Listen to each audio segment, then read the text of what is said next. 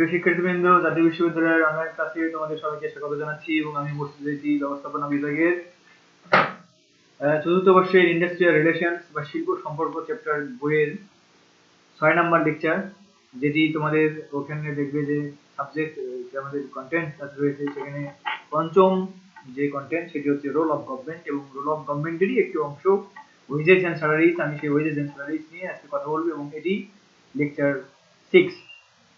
তো ঠিক আছে, তাহলে চলো এই ওয়েজেস এবং গভর্নমেন্টস কি বলে রোল অফ গভর্নমেন্টস এর যে ওয়েজেস এন্ড স্যালারিজ রয়েছে সেই জিনিসটি নিয়ে আমরা একটু আলোচনা করব। শুরুতেই ওয়েজেস এন্ড স্যালারিজ। ওয়েজেস এখানে দেখো যে fixed regular payment earn for work or services typically paid on A daily or weekly basis. আসলে দেখো, দূর থেকে দেখলে বা আপাত দৃষ্টিতে দেখলে কিন্তু ওয়েজেস এবং স্যালারিজ একই জিনিস মনে হবে, কিন্তু ওয়েজেস এবং স্যালারিজ কিন্তু একই জিনিস নয়। সেই জিনিসটি আমরা কিন্তু আজকে দেখবো, এবং আমরা আজকে দেখবো যে এই মজুরি বা এই যে ওয়েজেস, সেই ওয়েজের আসলে প্রকারভেদ বা কি কি ধরনের হতে পারে এই যাবতীয় মানে জিনিসগুলো। তো এখানে বলা দেখো যে fixed regular payment earn for work or services typically paid on a day or weekly basis. এখানে স্পষ্ট দেখতে পাচ্ছ যে দৈনিক যে পেমেন্টের ভিত্তিতে যখন দেওয়া হবে বা যখন সেটা সাপ্তাহিকের ভিত্তিতে দেওয়া হবে, এবং যেটা কাজের জন্য দেওয়া হবে ফর ওয়ার্ক অর স্পেসিফিক কোনো একটা কাজ বা স্পেসিফিক কোনো একটা সার্ভিসের জন্য দেওয়া হবে, তখন সেটিকে আমরা বলবো সেটা হচ্ছে ওয়েজেস। আর স্যালারি, এখানে দেখো স্যালারিতে বলা হচ্ছে যে fixed regular payment typically paid on a monthly basis. অবশ্যই এটা মাসিক ভিত্তিতে হবে, but often expressed as an annual sum, এবং এটার একটা কিন্তু বাৎসরিক সমষ্টি থাকবে। Made by an employer to an employee. এখানে যে নিয়োগকর্তা থাকবেন ওনার মাধ্যমেই কিন্তু এই যারা কর্মী থাকবে এদের একটা নির্ধারিত থাকবে, এটাকে বেতন বলা হচ্ছে। এবং specially a professional or white collar worker, তো যারা যারা থাকবে এখানে তাদের জন্য। আমরা যদি আরো একটু ডিটেলস বলি এবারে মজুরিকে নিয়ে, তাহলে আমরা এতটুকু বলতে পারি যে আসলে তোমরা দেখবে বা আমরা আরো ডিপলি যাবো একটু পরে, সেটা হচ্ছে দেখো যে আমাদের যে বা বাসস্থান মানে এখানে আমরা যদি আরেকটু বলি তাহলে বলবো যে মজুরি কিন্তু আসলে টাকায় প্রকাশ করা হবে। এবং এই আরেকটা বিষয় যে মানে তোমার যে এমন পারিশ্রমিক যা চাকরির শর্তাবলী প্রকাশ বা উদ্যোগ যেভাবেই থাকুক না কেন বা পালন করা হলে কোনো শ্রমিককে তার চাকরির জন্য বা কাজ করার জন্য প্রদায় হয়, অর্থাৎ যে জিনিসগুলো কাজ করার জন্য বা সার্ভিসের জন্য দেওয়া হবে সেগুলো। এবং এই জিনিসটি কিন্তু আমরা বললাম যে দৈনিক হতে পারে কিংবা সেটা সাপ্তাহিক হতে পারে। আর যেটা স্যালারি, সেই স্যালারি কিন্তু হচ্ছে ফিক্সড রেগুলার পেমেন্ট, এবং এটা কিন্তু তোমার দেখবা যে এটা কিন্তু মাসিক হয়ে থাকে কিংবা সেটি কিন্তু বাৎসরিক হয়ে থাকে। তো আমরা যদি আরো ডিপলি এই জিনিসগুলোকে আলোচনা করি তাহলে বলবো যে আসলে একটা প্রতিষ্ঠানে যখন স্থায়ীভাবে বা কোনো একটা নির্দিষ্ট সময়ের জন্য যখন নিয়োগপ্রাপ্ত কর্মীদের তাদের কায়িক এবং মানসিক শ্রমের জন্য নির্দিষ্ট সময় অন্তর অন্তর যে প্রদেয় অর্থ প্রদান করা হবে সেটি হচ্ছে বেতন, অর্থাৎ স্যালারি। যখন নির্দিষ্ট সময় অন্তর অন্তর দেওয়া হবে। আর যখন মজুরির কথা বলা হচ্ছে যে তাদের যখন কায়িক শ্রম থাকবে, সেই কায়িক শ্রমের জন্য যে প্রদেয় অর্থ সেটা কিন্তু আমরা বলবো সেটা হচ্ছে মজুরি। তাহলে এখানে বুঝতেই পারছো যে একটি হচ্ছে কায়িক শ্রম থাকতে পারে এবং আরেকটি হচ্ছে মানসিক শ্রমও থাকতে পারে, সেটা হলো স্যালারি।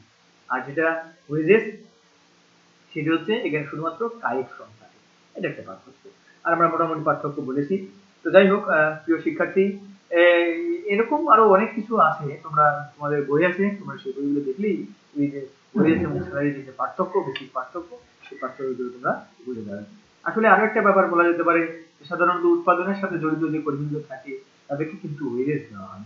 আর উৎপাদনের সাথে যেগুলো জড়িত নয়, উৎপাদন প্রক্রিয়া এবং প্রতিষ্ঠানের যে মানে যাদের পরোক্ষ ভূমিকা থাকে উৎপাদনে এবং অবশ্যই গুরুত্বপূর্ণ ভূমিকা থাকে, তাদেরকে কিন্তু বেতন প্রদান করা হয়। তো এই জিনিসগুলো ছিল, এবং আমরা অলরেডি বলে ফেলেছি। এবং মোটামুটি স্থায়ী এবং যে নিয়মিত যারা কর্মী থাকবে তাদেরকে কিন্তু বেতন দেওয়া হয়। আর সরাসরি উৎপাদনের সাথে জড়িত যারা এবং যারা তোমার হচ্ছে যে এই অস্থায়ী মূলত, এবং যেটা আমরা বলি যে অনিয়মিত কর্মী, এই অনিয়মিত কর্মীদের কিন্তু আমরা সাধারণত একটা প্রতিষ্ঠান কিন্তু ওয়েজেস। তো যাই হোক, এবারে দেখো আমরা যাব ওয়েজের মানে আসলে গুরুত্ব কত, importance of a good wages structure.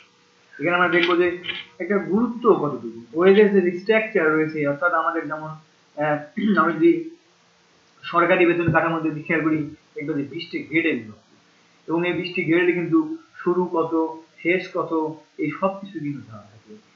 এইভাবে প্রত্যেকটা প্রতিষ্ঠানেরও কিন্তু সেই যে ওয়েজেস স্ট্রাকচার সেটা কিন্তু থাকে, এবং এটা আসলে গুরুত্ব কত তোমরা জানো, স্ক্রিনে দেখতে পাচ্ছ ইম্পর্টেন্স ফর এমপ্লয়। আসলে এটি কিন্তু যারা নিয়োগ মানে যারা কর্মী থাকবে এদের জন্যও কিন্তু একটা গুরুত্বপূর্ণ। যেমন একটা অনায়াসে একটা স্ট্রাকচার দেখলেই কিন্তু কর্মীটা বুঝতে পারবে যে উত্তম এবং উন্নততর কোনো একটা মজুরি কর্মীদের, যে তোমরা জানো সবাই যে অবশ্যই কিন্তু প্রেরণা বাড়াবে এবং প্রণোদনা বাড়াবে, ফলে কাজে কিন্তু একটা আগ্রহ তৈরি হবে এবং তাদের নিজেদের কিন্তু উৎপাদনশীলতাও যেমন বাড়বে, তেমনি ভাবে প্রতিষ্ঠানের উৎপাদনশীলতাও কিন্তু।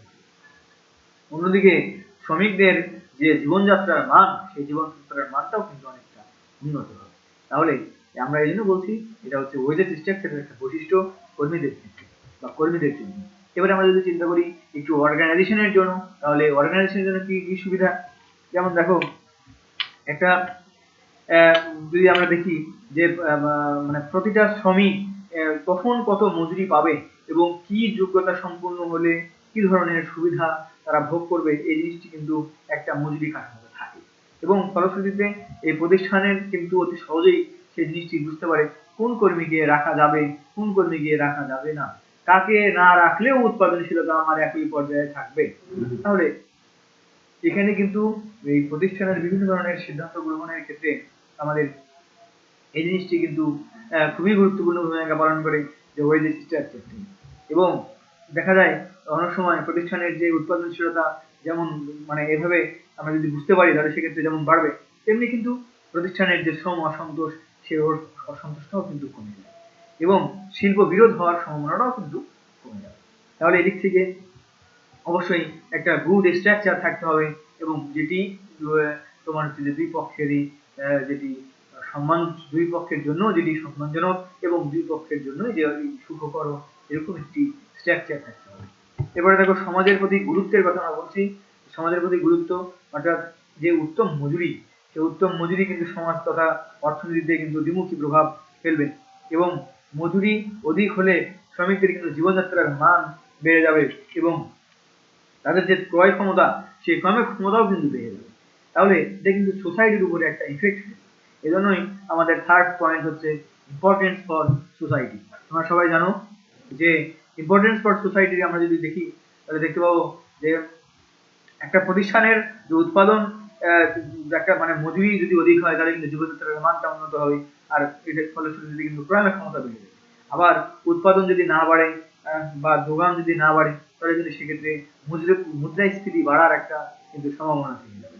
এজন্য এই জিনিসটা আবার দেখবা যে মজুরি যদি বাড়ে, তাহলে উক্ত প্রতিষ্ঠানের যে উৎপাদন খরচ সেটি কিন্তু বৃদ্ধি পাবে এবং প্রতিষ্ঠানের কিন্তু লাভের পরিমাণ কিন্তু কমে থাকবে।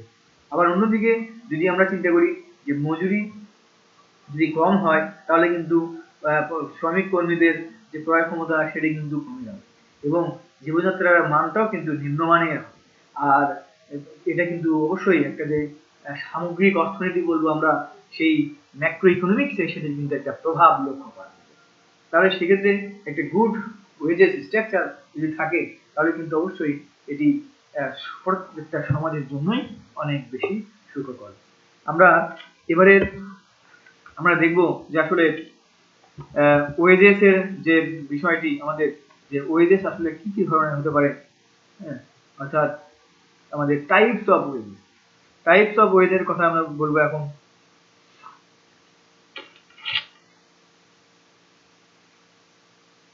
যেমন দেখো এখানে দুই ধরনের ওয়েজকে শুরুতেই দুই ভাগে ভাগ করা হচ্ছে।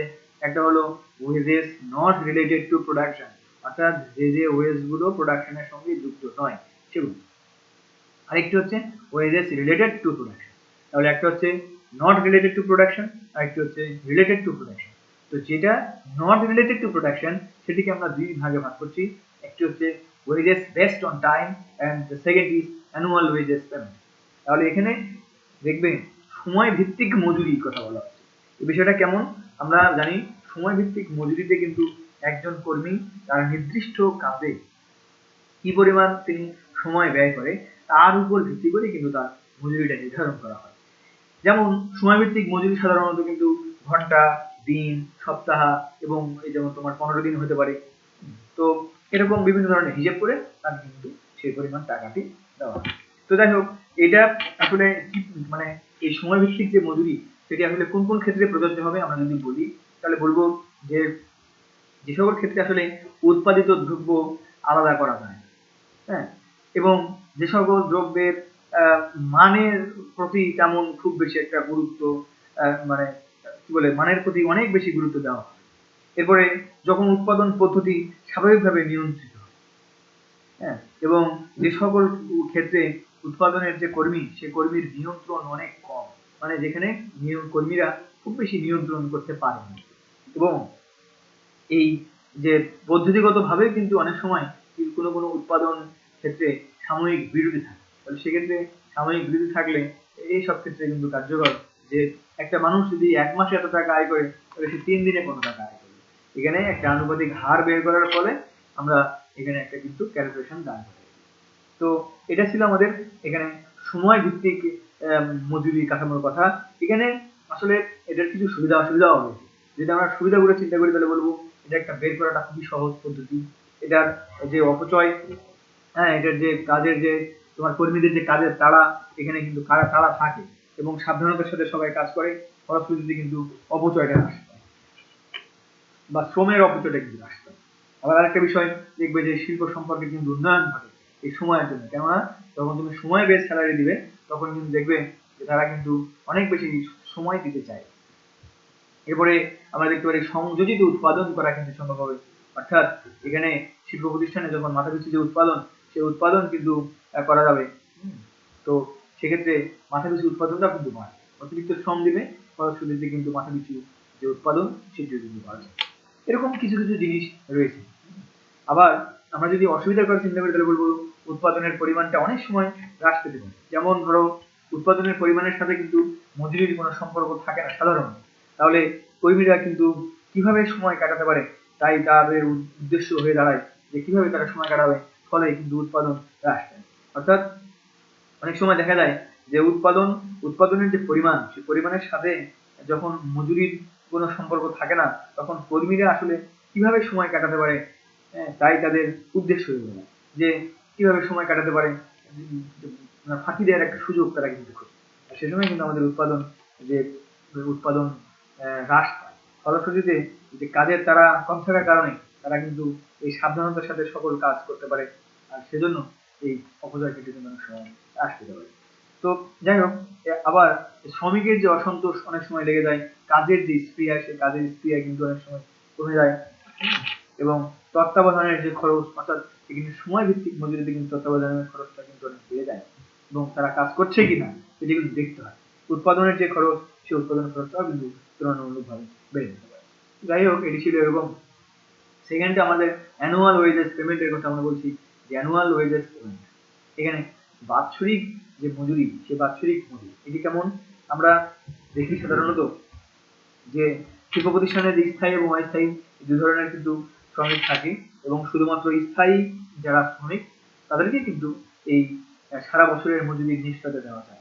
এই পদ্ধতিতে যখন মজুরি প্রদান করা হয় তখন এই যে কাজের যে নিরাপত্তা, আনুগত্য এবং মতবিরোধ যে সমস্যা থাকে সেটা কিন্তু আসলে দূর করা সম্ভব হয়। তাহলে আমরা এই জিনিসটি পাই, এবং এই যে অস্থায়ী কর্মী থাকবে সেই অস্থায়ী কর্মীর মধ্যে কিন্তু অনেক সময় বিভিন্ন ধরনের দলাদলি থাকে এবং এদের মধ্যে কিন্তু মতবিরোধ থাকে, আর তাই হইলে সেক্ষেত্রে কিন্তু তোমার হচ্ছে যে সেরকম কিছু থাকে না, এবং এক্ষেত্রে যারা তোমার হচ্ছে যে স্থায়ী যারা থাকবে এদের কিন্তু তুলনামূলকভাবে মজুরিটা কিন্তু কমও হয়, আমরা এটিও জানি। তো এটা হচ্ছে অ্যানুয়াল ওয়েজেস পেমেন্টের কথা। অর্থাৎ আমি আবার বলছি যে আসলে যারা স্থায়ী শ্রমিক থাকবে এদেরকে অনেক সময় কিন্তু সারা বছরের যে মজুরি সেই মজুরি প্রদানের নিশ্চয়তা দেওয়া হয় এবং 1 বছরের মজুরি পে করা হয়। তো এইসব জিনিস হচ্ছে আমাদের অ্যানুয়াল ওয়েজেস পেমেন্টের কথা। এভাবে কিন্তু আমরা দিয়ে থাকি। এবার আমরা যাচ্ছি যে উৎপাদন, যে জিনিসগুলো উৎপাদনের সাথে সরাসরি সম্পর্কিত, অর্থাৎ ওয়েজেস রিলেটেড টু প্রোডাকশন, উৎপাদনের সাথে সরাসরি সম্পর্কিত। যেমন আমরা এখানে দেখো শুরুতে লিখি piece rate system of wages, অর্থাৎ ঠিকাহার মজুদ পদ্ধতি। ঠিকাহার মজুদ পদ্ধতি কেমন, মানে ঠিকাহার মজুদ যেটা মজুরি, এটাকে আসলে কার্যভিত্তিক মজুরি প্রথাও অনেক সময় বলে। আসলে এই পদ্ধতিতে কিন্তু একজন কর্মী যে পরিমাণ কাজ করবে ঠিক সে পরিমাণে কিন্তু সে মজুরি পাবে। অর্থাৎ ঠিকাহার পদ্ধতিতে সময়ের চেয়ে উৎপাদিত যে দ্রব্য, সেই দ্রব্যের বা সেবার উপরে কিন্তু বেশি গুরুত্ব আরোপ করা হচ্ছে। এবং যেমন ধরো আমরা একটু উদাহরণ দিই, যে চা বাগানে যদি একটা মানে ঠিকা শ্রমিককে প্রতি কেজি পাতা তোলার জন্য যদি 3 টাকা করে দেওয়া হয়, তাহলে সেক্ষেত্রে তিনি যত কেজি পাতা তুলবেন তাকে আমরা যদি 3 দিয়ে গুণ করি, তাহলে সেক্ষেত্রে তার টোটাল মজুরিটা তিনি পেয়ে যাবেন। এরকম হচ্ছে, এটা হচ্ছে ঠিকা পদ্ধতি আমরা বলছি, যে পিস রেট সিস্টেম অফ তোমার হচ্ছে যে ওয়েজেস। আসলে এটার কিছু উপযুক্ত ক্ষেত্র রয়েছে, মানে কোন কোন ক্ষেত্রে আমরা এই কাজগুলো করতে পারি। দেখো, যেসব ক্ষেত্রে তোমার অবিরাম তত্ত্বাবধানের প্রয়োজন হবে না বা তত্ত্বাবধান করা সম্ভবপর হয় না, সেসব জায়গায়, কিংবা দেখা যাবে যে যেসব উৎপাদনের দ্রব্যের পরিমাণের সাথে কর্মীর দক্ষতার একটা সংযোগ থাকবে, সেখানে এসব জায়গায়, কেননা এখানে চুক্তিভিত্তিক করতে গেলে কিন্তু প্রতিষ্ঠানের কিন্তু অনেক লাভ আসে। এটার ক্ষেত্রে কিছু সুবিধা আছে, উৎপাদন বৃদ্ধি পেতে পারে, এখানে যন্ত্রপাতির যত্ন নেওয়া সম্ভব হতে পারে, উৎপাদনের যে ব্যয় সেটি কিন্তু হ্রাস পায়, কর্ম উদ্দীপনা সৃষ্টি হবে, তত্ত্বাবধান নেওয়া লাগে না, সেজন্য দেখবে যে এই তত্ত্বাবধানের যে ব্যয় সেটি কিন্তু এটা লাগে না। আবার আমরা যদি দেখি অসুবিধা, কিছু অসুবিধাও কিন্তু এখানে লক্ষ্য করা যেতে পারে। যেমন অনেক সময় দেখা যেতে পারে যে উৎপাদনের উপরে ভিত্তি করে যে মজুরি প্রদান করা হয়, কর্মীরা কিন্তু অনেক সময় মজুরির আশায় উৎপাদন বাড়ানোর চেষ্টা করে। উৎপাদন বাড়ানোর যখন চেষ্টা করবে তখন কিন্তু সেক্ষেত্রে কাঁচামালের কিন্তু অপচয় ঘটবে এবং যন্ত্রপাতির কিন্তু অপব্যবহার বৃদ্ধি পাবে। হ্যাঁ, এরকম জিনিস। আবার গুণগত মান কিন্তু অনেক সময় হ্রাস পায়, কেননা সে অতিরিক্ত সে টাইম দিবে, সেক্ষেত্রে বা অতিরিক্ত সে শ্রম দিবে, সেক্ষেত্রে এই যে আমরা বলছি সময়ের সঙ্গে কিন্তু না, এটা কিন্তু উৎপাদনের সাথে জড়িত, তাহলে সেক্ষেত্রে কিন্তু সে বেশি উৎপাদন করতে চাইবে। আর বেশি উৎপাদন করতে চাওয়া মানে সে কিন্তু তাদের কাছ থেকে কিন্তু যে কোয়ালিটি প্রোডাক্ট সেটি কিন্তু অনেক সময় ব্যাহত হয়, উৎপাদন হয়। অনেক সময় মনোবল ভেঙে যেতে পারে। হ্যাঁ, যে কর্মীদের সবার সমান যোগ্যতা থাকে না, ফলশ্রুতিতে কেউ অনেক বেশি কাজ করবে, কেউ হয়তো একটু কম কাজ করবে, ফলশ্রুতিতে তাদের যে ওয়েজেস, তাদের ওয়েজেসের কিন্তু অনেক বেশি পার্থক্য চলে আসে। আর সে কারণে যখন ওয়েজেসের মধ্যে অনেক বেশি পার্থক্য চলে আসে, তখন দেখা যায় যে এখানে কিন্তু একটা লজ্জার সম্মুখীন হতে যায়, এখানে মনোবল ভেঙে যায়।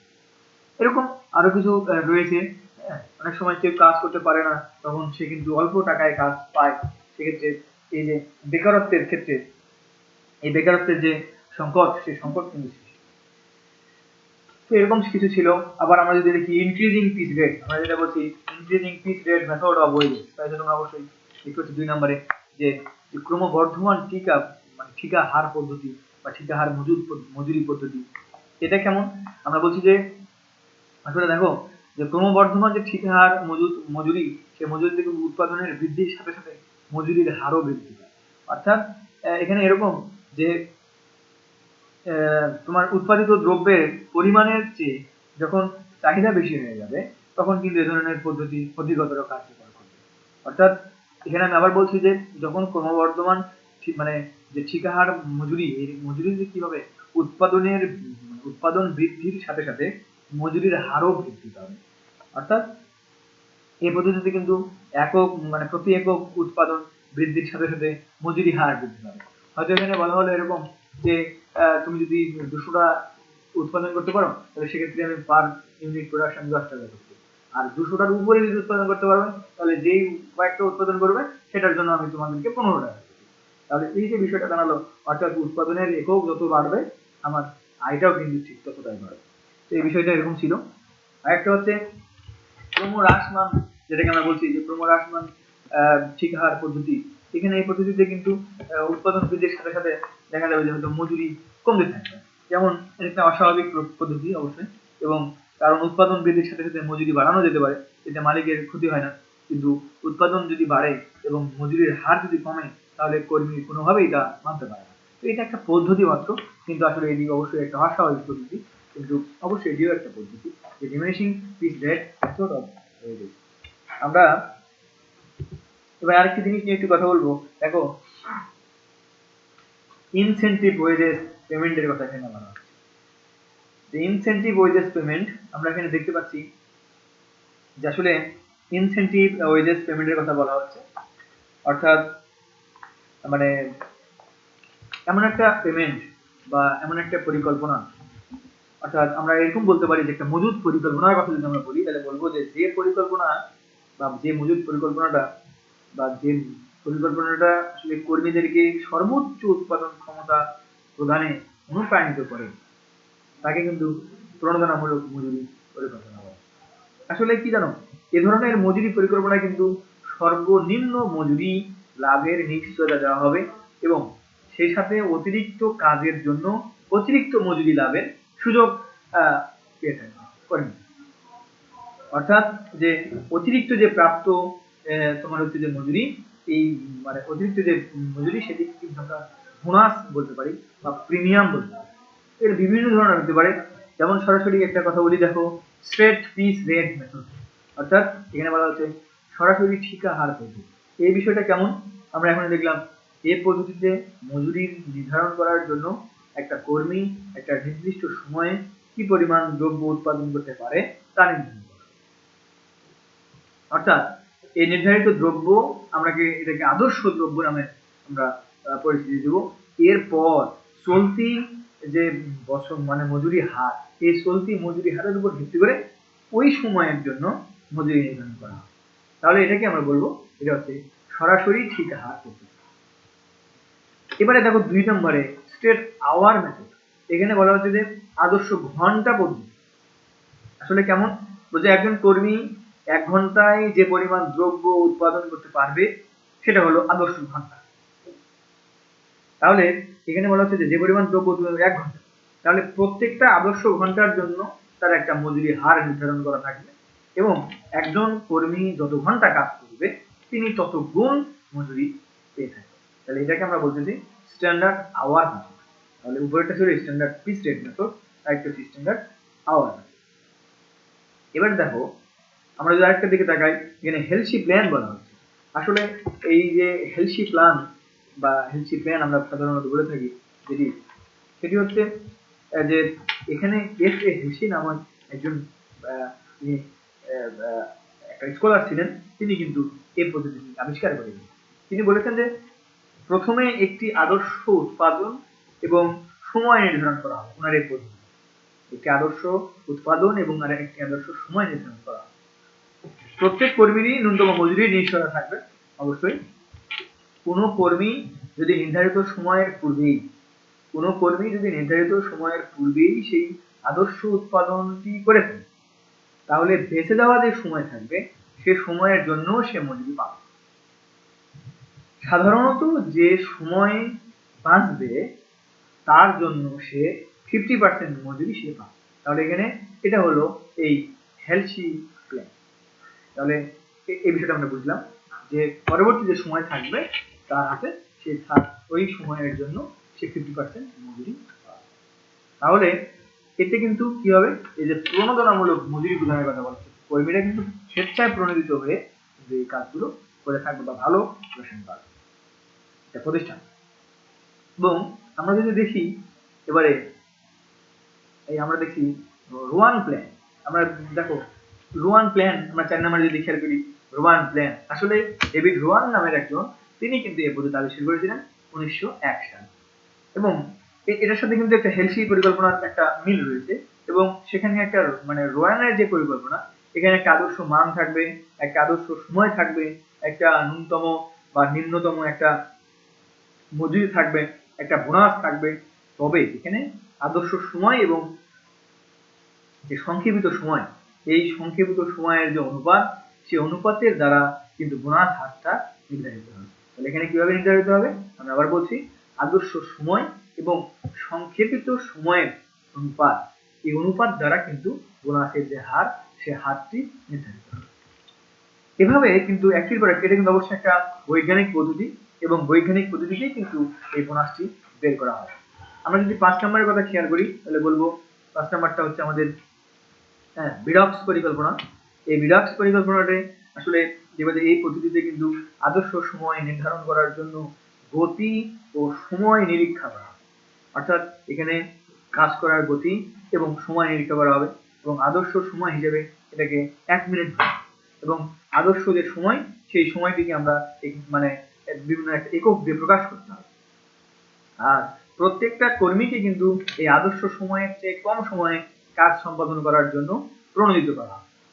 তাহলে একটা নির্দিষ্ট সময়ের কথা বললাম এবং এই নির্দিষ্ট সময়ের বা আদর্শ সময় এই সময়ের মধ্যে শেষ করতে হবে, কিন্তু প্রত্যেকটা কর্মীকে বিডক্স বললেন যে তাহলে ওই সময়ের কিন্তু আগেই সেই কাজগুলোকে শেষ করতে বলা হয়। কারণ আমরা এখানে বলছি যে সংক্ষিপ্ত যে সময় সেই সময়ের জন্য কর্মীকে কিন্তু বোনাস প্রদান করা হয়, যে কতটুকু সে করলো এটা সবকিছু কিন্তু আমাদের এখানে প্রণোদনামূলক, এগুলো হচ্ছে মজুরি এবং সবকিছু কিন্তু এখানে প্রণোদনার বিষয় চলে আসে। এবারে দেখো আমরা যদি 6 নম্বরের দিকে খেয়াল করি, এমারসন্স এফিসিয়েন্সি প্ল্যান।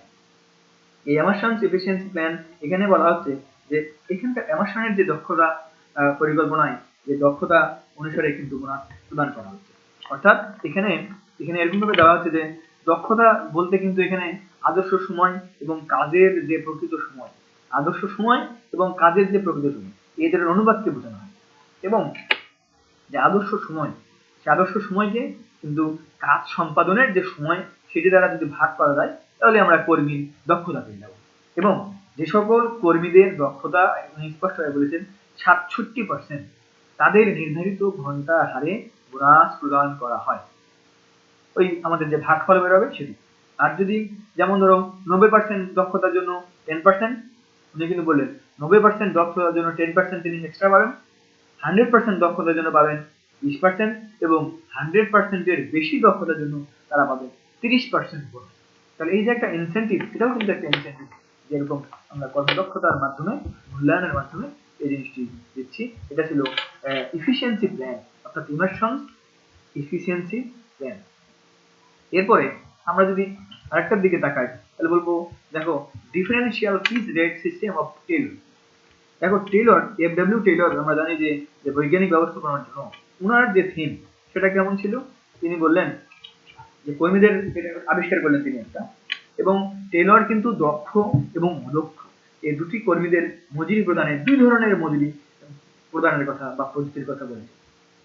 তার মতে কি চিন্তা করলেন তিনি, যে কাজের একটা আদর্শ মান থাকবে এবং যে কর্মী ওই আদর্শ মান বা তার ঊর্ধ্বে উৎপাদন করবে তাকে উচ্চ হারে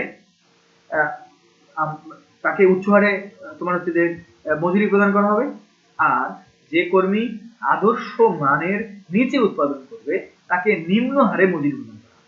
অর্থাৎ এখানে 2 ধরনের মজুরি কথা। তাহলে এখানে তিনি যেটি বলেছেন সেটি খুবই সুস্পষ্ট এবং আমরা এটি আশা করি বুঝতে পেরেছি। এবারে দেখো আরেকটি বিষয়, গ্যান্ট টাস্ক, আমরা বলছি যে গ্যান্ট টাস্ক তিনি হেনরি লরেন্স গ্যান্ট, তিনি ছিলেন কিন্তু এফডব্লিউ টেলরের একজন সহযোগী এবং ওই টেলরের যে মজুরি সেই টেলরের মজুরির হারের যে অসুবিধা সেই অসুবিধাটা দূর করার জন্য তিনি একটি মাত্র মানে সময় ভিত্তিক মজুরি নির্ধারণ করে দিলেন বা পরামর্শ দিলেন।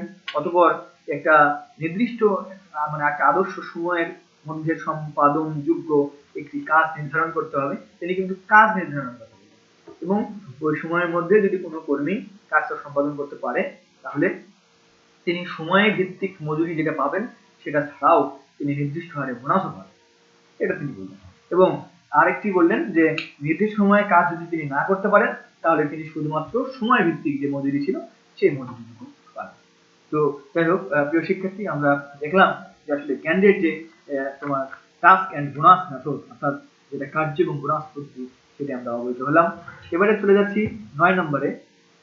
আমরা দেখতে পাচ্ছি যে ডিফারেন্সিয়াল মেথড অফ মেরিট। আসলে মেরিট টেলরের যে মজুরি হার, সে মজুরি হারের যে অসুবিধা সেটি দূর করার জন্য তিনি 3 ধরনের মজুরির কথা সুপারিশ করলেন।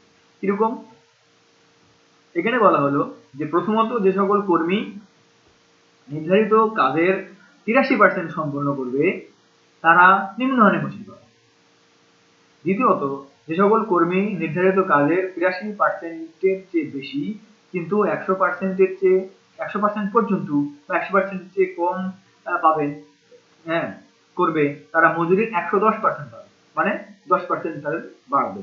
আর তৃতীয়ত যারা 100%-এর চেয়ে বেশি কাজ করবে তারা পাবে 120%। বিষয়টা একই রকম বিষয়, অর্থাৎ বিভিন্ন জোন বিভিন্ন প্ল্যানের মাধ্যমে ইনসেন্টিভ দিয়েছে, আমরা সেটি লক্ষ্য করছি। স্ক্যান লোন পরিকল্পনার কথা বলা হচ্ছে একটা, দেখো যে পরে লাস্টের দিকে এসে স্ক্যান লোন প্ল্যান, এখানে বলা হচ্ছে যে জেএল স্ক্যান লোন বলে, স্ক্যান লোন। তো ওনার মতে মোট যে উৎপাদন ব্যয় হবে, সেই উৎপাদন ব্যয়ের কত অংশ শ্রম ব্যয় হবে তা পূর্বেই নির্ধারণ করতে হবে। হ্যাঁ, যে মোট যে উৎপাদন ব্যয় সেটার মধ্যে থেকে শ্রমের ব্যয় কতটুকু সেটি আগেই নির্ধারণ করা হবে। এরপরে নির্ধারিত যে শ্রম ব্যয়, সেই শ্রম ব্যয়ের কিছু অংশ যদি বেঁচে যায় তাহলে তা কর্মীর মধ্যে বন্টন করে দেওয়া বা বন্টন করে দেওয়া হয়। যেমন আমরা একটু উদাহরণ দিই, যে একটা উৎপাদন ব্যবস্থায় যদি দেখা যায় যে মোট শ্রম ব্যয় 35%, তাহলে প্রকৃত শ্রম ব্যয় কত? 25%। তাহলে আগে প্রথমে ধরে নেওয়া হলো 35 এবং পরবর্তীতে দেখা গেল যে সেটি হলো 25।